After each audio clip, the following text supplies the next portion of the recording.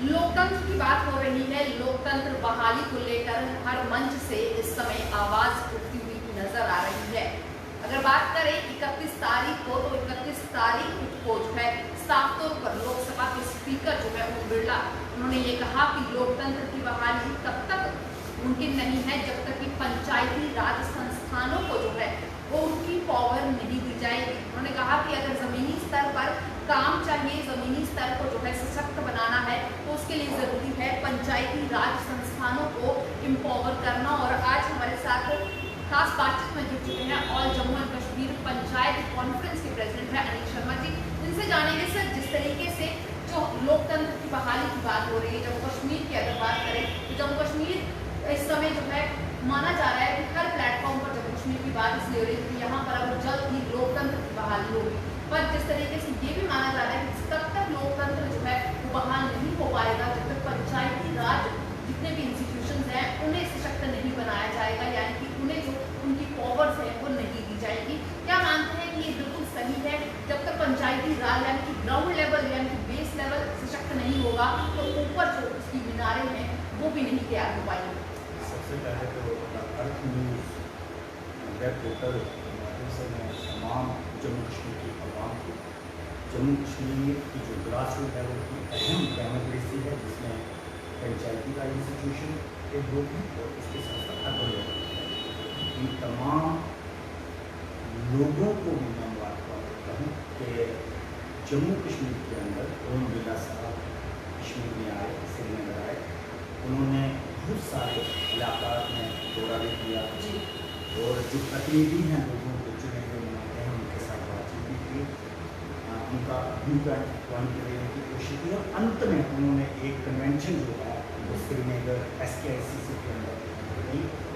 उस SKICC के अंदर मैं आपको बता दूं कि DDC चेयरपर्सन जो हैं वो तमाम थे, 20 डिस्ट्रिक्ट के वाइस चेयरपर्सन थे, उनके साथ साथ DDC काउंसलर थे, उसके साथ साथ जो है BDC चेयरमैन थे और उसके साथ साथ सरपंच साहब भी वहाँ पे थे।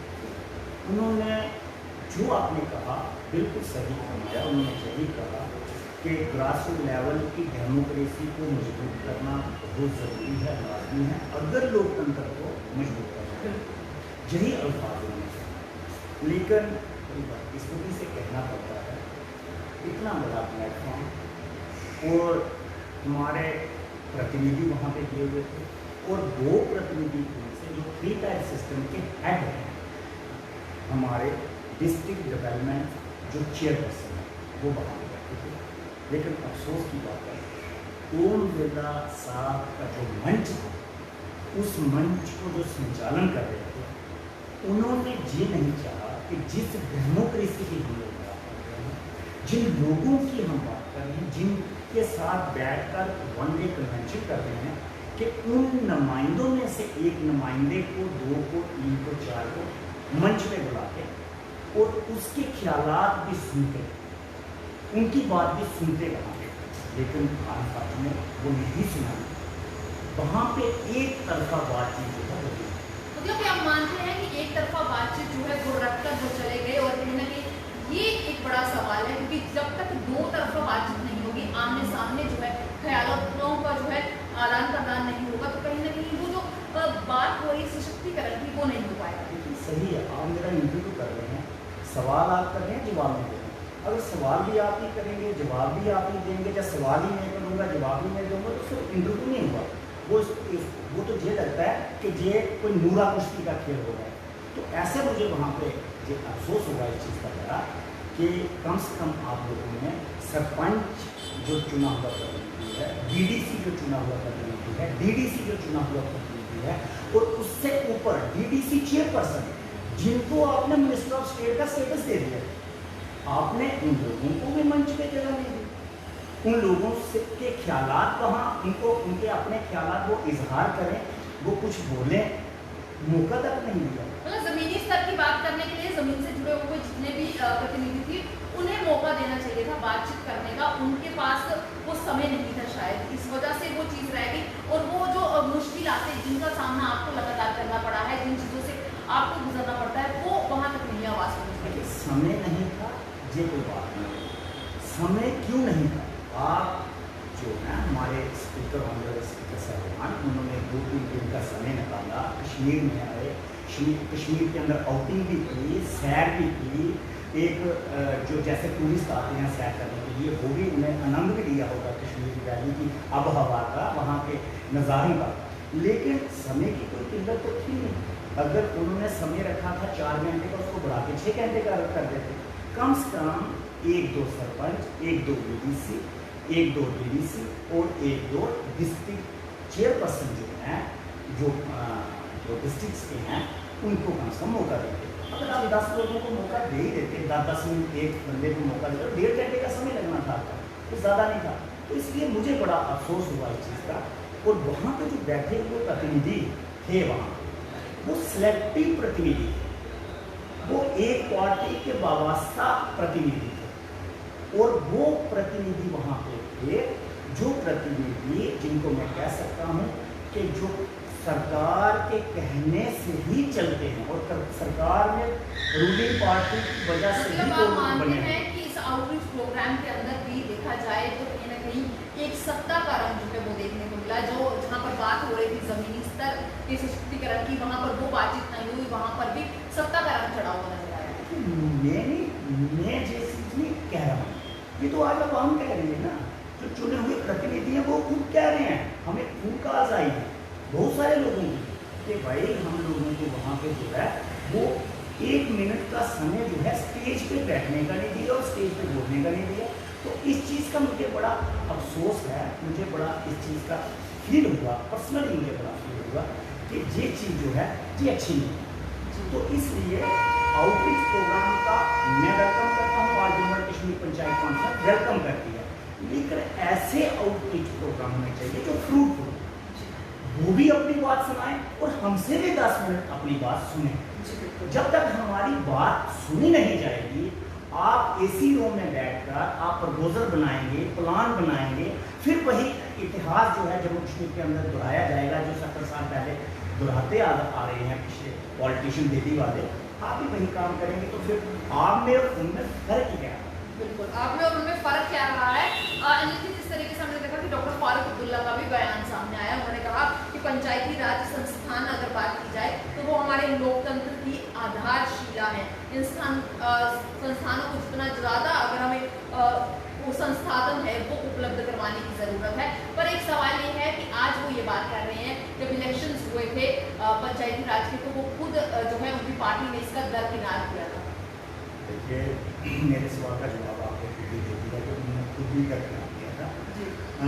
इशू ये है कि फारूक अब्दुल्ला साहब बहुत एक कर्मठ नेता है, और उनके वालिद साहब शेख अब्दुल्ला साहब, वो भी एक बहुत बड़े जम्मू कश्मीर के अंदर नेता रहे हैं, फारूक साहब भी। लेकिन कहीं ना कहीं वो पंचायती राज जो इलेक्शन है उसमें इलेक्शन में हिस्सा ना लेकर वो जो है, मुझे लगता है कहीं ना कहीं आज भी ज़रूर ये चीज़ सोचते होंगे कि हमने इलेक्शन में हिस्सा लेना चाहिए। लेकिन अब खैर देर आए दुरुस्त आए, अगर दोबारा इलेक्शन हो तो मैं उनसे भी कहूँगा, गुजारिश करूँगा तो उनकी पार्टी खुल के आगे आए, तो खुल के अपने पंचों सरपंचों के साथ खड़ी हो, और बीडीसी जो इलेक्शन हो उनके साथ खड़ी हो, और जो डीडीसी के इलेक्शन हो उनके साथ खड़ी हो। क्योंकि होता यह है कि वर्कर की डेवलपमेंट, ग्रास रूट लेवल की डेमोक्रेसी की तभी होगी जब ऊपर वाले जो बड़े नेता हैं, जो इंटरनेशनल नेता हैं, जो नेशनल नेता हैं,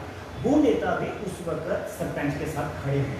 अगर मेरे साथ मेरा नेता कोई बड़ा खड़ा होगा, जब मेरी इलेक्शन होगी तो भी मुझे पता चलेगा मेरा कोई नेता है। तो जब मेरी इलेक्शन होगी तब मेरे साथ वो नेता नहीं खड़ा होगा, और वो नेता ये समझेगा जब उसकी इलेक्शन होगी तो मैं उसका झंडा लेके उसके साथ खड़ा रहूंगा। मैं तो बंधुआ मजदूर नहीं हूँ किसी का, मैं तो अवाम का बंधुआ मजदूर हूँ, जिस अवाम ने मुझे चुन के भेजा, जब जिस अवाम की मैं सेवा करने जा रहा हूँ, जब सेवा कर रहा हूँ, मैं तो किसी लीडर का नहीं हूँ। तो इसलिए लीडरों को भी जो है, अब बड़ा भाई होता है वो छोटे भाई की सेवा करेगा, तो तभी जब बड़ा भाई बूढ़ा होगा तो छोटा भाई उसकी सेवा करेगा।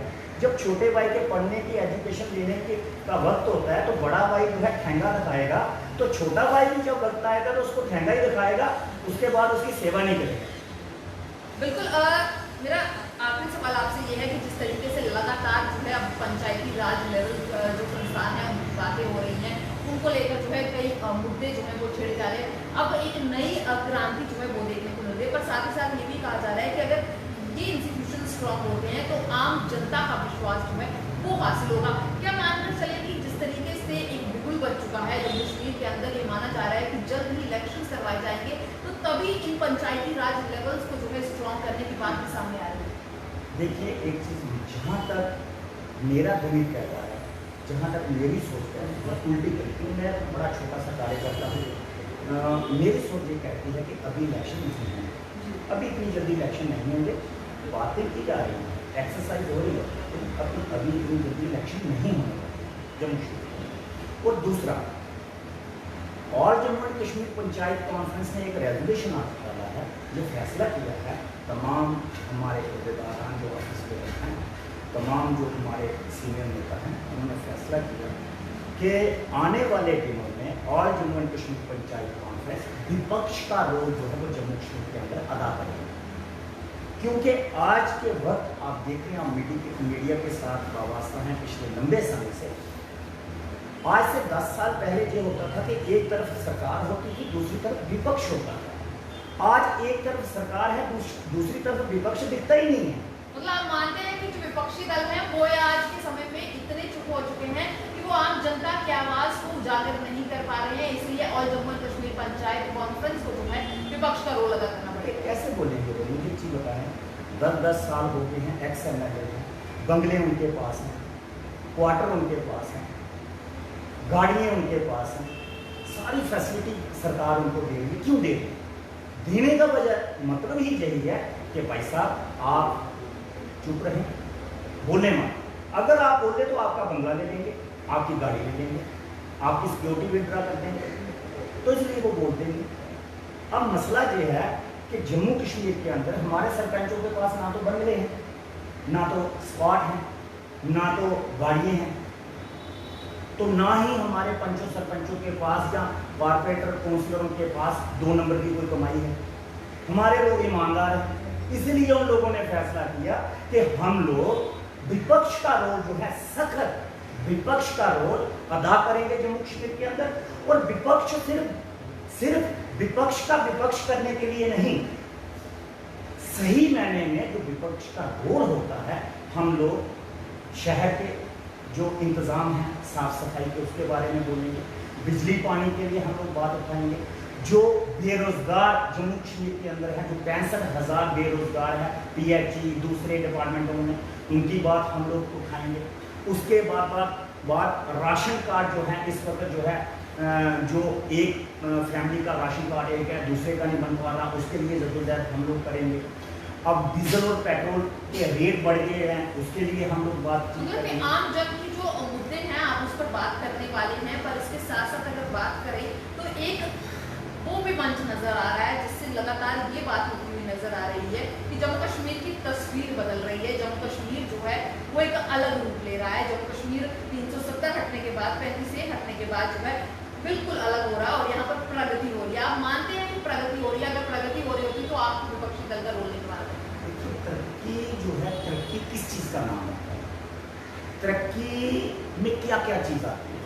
तरक्की में मैं जो समझता हूँ, तरक्की में सबसे पहले जो तरक्की होनी चाहिए वो जम्मू कश्मीर के अंदर बच्चों को सरकारी स्कूलों में अच्छी एजुकेशन मिले, उसकी तरक्की होनी चाहिए। शुरुआत वहाँ से होनी चाहिए। लेकिन जम्मू कश्मीर के अंदर सरकारी स्कूलों में क्या बच्चों को एजुकेशन मिल रही है अच्छी? इस बात पे भी तो चर्चा होनी चाहिए। नहीं मिल रही। उसके बाद तरक्की जो है हमारे नए भविष्य के साथ हमारी जो जनरेशन है, क्या उसको एम्प्लॉयमेंट जो है वो मिल रही है? क्या नौकरियाँ मिल रही? मैं ये नहीं कहता तमाम लोगों को जो है सरकार नौकरियाँ दे सकती है, नहीं दे सकती, लेकिन कम से कम कुछ ऐसा हिस्सा ज़रूर होता है जहाँ सरकारी मुलाजमत देनी चाहिए, वो देनी चाहिए।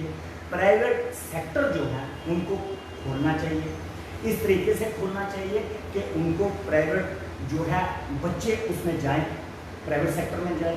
उसके साथ साथ व्यापार जो है वो अच्छे लेवल पे हो। आज आप देखिए जम्मू शहर के अंदर या श्रीनगर शहर के अंदर जिन व्यापारियों ने अपने पास 20-20 लड़के काम पे रखे हुए थे, आज 10 रखे हुए हैं कोरोना की वजह से। काम ही नहीं है लोगों का। आए रेड़ी फेड़ी वाला जो है वो शाम को जेब खाली लेके घर जाता है। आज ऑटो रिक्शा वाला, मैकडोर वाला, आपके जो बूथ कैरियर वाले वो हैं, आपके ट्रांसपोर्टर हैं, बिल्कुल डेड पड़े हुए हैं। आज तरक्की किस में है? आप तरक्की मुझे समझ नहीं आती कि कहते किसको है तरक्की। तरक्की क्या है? तरक्की इससे हो जाती है कि आपने अगर एक बनी हुई रोड के ऊपर उसमें खड्डे पड़े हैं तो आपने ब्लैक टॉपिंग कर दी तो उससे तरक्की होगी। क्या आप ये समझते हैं कि जम्मू शहर के अंदर 20-20 फुट के लंबे पोल लगवाने से आपकी जो है वो तरक्की हो जाएगी? क्या आप ये समझते हैं कि जम्मू या श्रीनगर हो वहां पे जो है 2-4 गमले रखने से आपकी तरक्की हो जाएगी? इसको कहते हैं आई वॉश डिपेंडमेंट। ये सिर्फ आंखों में धूल झोंकने वाली तरक्की है।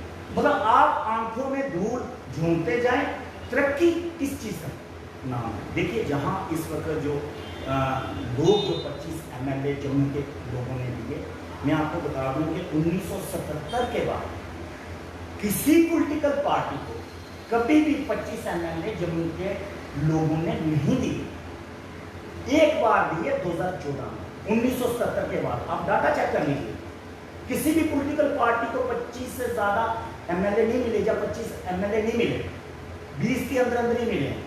अब 25 MLA देने के बाद अब हम लोग जम्मू के जो डोगरास हैं, जम्मू का मतलब जम्मू शहर नहीं है, कठुआ, बिलावर, बनी, सांबा, जोरी, पुंछ, मेंढर, सुंदरबनी, नौशहरा, सोनीकोट, आप डोडा, भद्रवाह, किश्तवाड़, रामबन, बनहाल, उधमपुर, चनैनी, ये सारे रियासी, माहौर, अरनास, गुरुग्राम, ये सारा इलाका जो है और कश्मीर का है। अब ये तमाम इलाके के अंदर आप क्या समझते हैं तरक्की हुई है? उस वक्त पहले जो 25 MLA दिए तमाम जम्मू के डिवीज़न के लोगों ने, तो ये सोच कर दिए थे कि हमारा जो है जो तवी रिवर है, जो तवी है वो कह रहे थे कि उसको ब्यूटिफिकेशन करवानी है, सैरगाह होगी, उसके लिए हम लोगों ने वोट दिया। हमने वोट दिया, हमारा हेरिटेज जो है मुबारक मंडी वो 2 सालों में बन जाएगा, हमें ये वोट की उम्मीद थी, उसके लिए हम लोगों ने वोट दिया। हम लोगों ने वोट दिया कि हमारी झील जहाँ पे तभी पे बनेगी, उसके लिए हम लोगों ने वोट दिया। हम लोगों ने वोट दिया कि हमारा गंडोला जो है वो अच्छे तरीके से चले, टूरिस्ट ज़्यादा से ज़्यादा आए। आज भी गंडोला वहीं पे खड़ा है, आप देख लीजिए, कवर कर लीजिए, रोज के 2 बंदे भी नहीं बैठते उस पर, डरते हैं लोग, कहते हैं गंडोला पता नहीं गिर ना जाए। ठीक है, तो इसलिए अब कश्मीर का जो गंडोला है वहाँ आप चले जाएं, पहलगाम चले जाएं या वहाँ चले जाएं, तो कश्मीर के गंडोले दिन में जो है कम से कम भी वहाँ पे इनकम जो है वो लाखों में होती है, जहाँ हज़ारों में भी क्यों नहीं है। अच्छा, हमने वोट दिया था इन सब चीज़ों के लिए, हमने वोट इसलिए थोड़ी दिया था 2 किलो चावल, 2.5 किलो आटा, इसके लिए वोट नहीं हम लोगों ने दिया। हमने वोट किसी और मकसद के लिए दिया, वो मकसद तो हमारा पूरा हुआ नहीं। हमने वोट दिया था 25 MLA इसलिए बनाए थे कि हमारा जम्मू का चीफ मिनिस्टर मुख्यमंत्री डोगरा मुख्यमंत्री, वो तो हमें मिला नहीं। और आज भी कुछ लोग ये कह रहे हैं कि एक पार्टी के कि हमारी पार्टी का मुख्यमंत्री होगा, लेकिन पहले आज से 10 साल पहले कहते थे कि हम हिंदू चीफ मिनिस्टर देंगे, हम डोगरा चीफ मिनिस्टर देंगे। आज हिंदू लफ्ज भी कट गया, आज डोगरा लफ्ज भी कट गया, आज आ गया कि हमारी पार्टी का मुख्यमंत्री होगा। मतलब आज इतनी शर्म आना शुरू हो गई है उन लोगों में कि भाई वो ये कह सकें कि हमें डोगरा मुख्यमंत्री चाहिए, हमें हिंदू मुख्यमंत्री चाहिए। वो क्यों शर्म आना शुरू हो? क्या ये लोग हमारे जम्मू डिवीजन के लोग डोगरा सुन नहीं रहे, देख नहीं रहे, इस चीज को वाच नहीं कर रहे हैं, देख रहे हैं।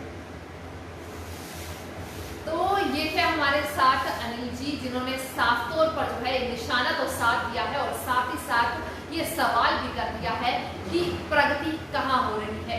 जिसके लिए वोट दिए गए थे वो काम तो हुए नहीं, पर लोगों को सिर्फ धूल झोंकी जा रही है, उनकी आंखों में सिर्फ धोखा डाला जा रहा है। अगर बात की जाए तो उन्होंने ये साफ कर दिया है कि आने वाले दिनों में all Jammu and Kashmir panchayat conference जो है विपक्षी दल का जो रूप है वो अपनाएगी और